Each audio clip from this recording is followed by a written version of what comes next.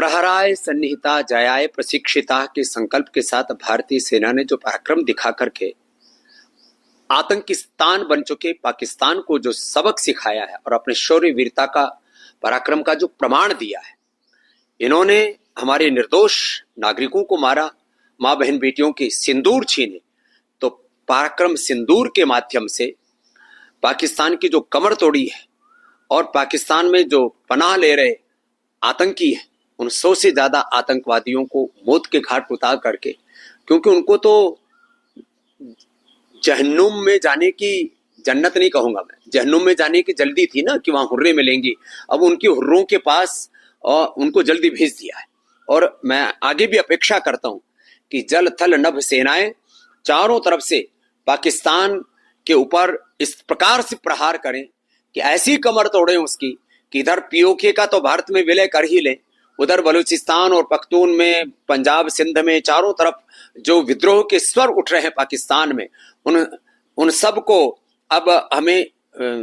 रणनीतिक तौर पर बहुत दूरदर्शिता और पारदर्शिता के साथ ऐसे सपोर्ट करना चाहिए कि पाकिस्तान जो है आगे से किसी भी प्रकार का हमला करने के बारे में, आतंकियों को यहां पर भेजने के बारे में 100 बार सोचे, उसकी ऐसी कमर तोड़ दें कि अब तो सीधा कराची और लाहौर में ही तिरंगा गाड़ दे अब तो। और ये वक्त आ गया है, इनके आतंकियों को जितने भी पीछे से फंडिंग करते हैं, उनके जो प्रशिक्षण करते देते हैं उनको,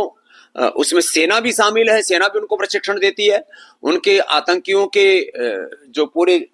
गैंग को चलाने वाले जो बड़े बड़े जिनको पूरी दुनिया आतंक का पर्याय मानती है, उन सबको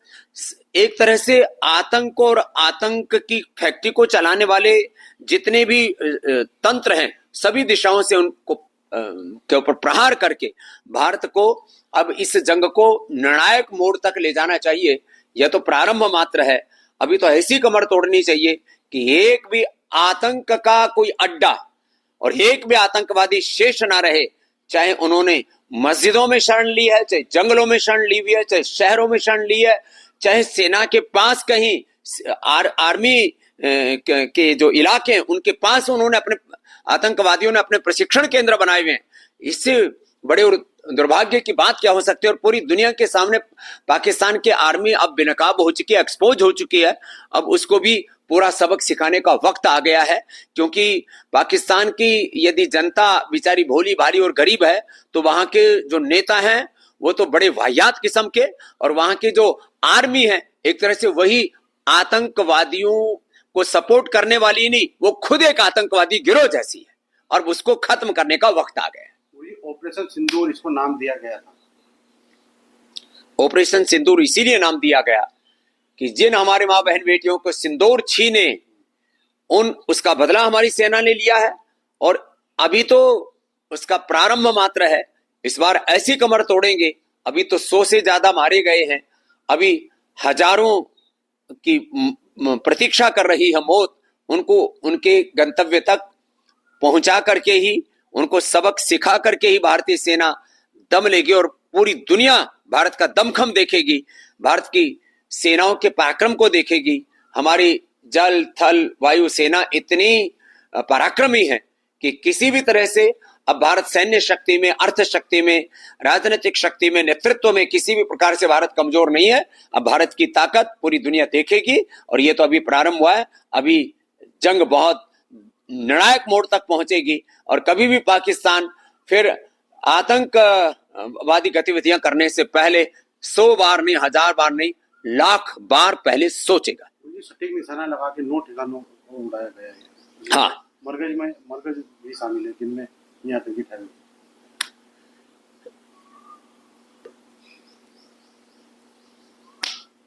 1971 में जब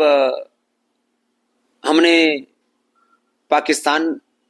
के नापाक इरादों को हमने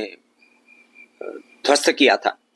इस बार उस समय महीनों लग गए थे, अब तो मात्र 15 दिन की तैयारी के साथ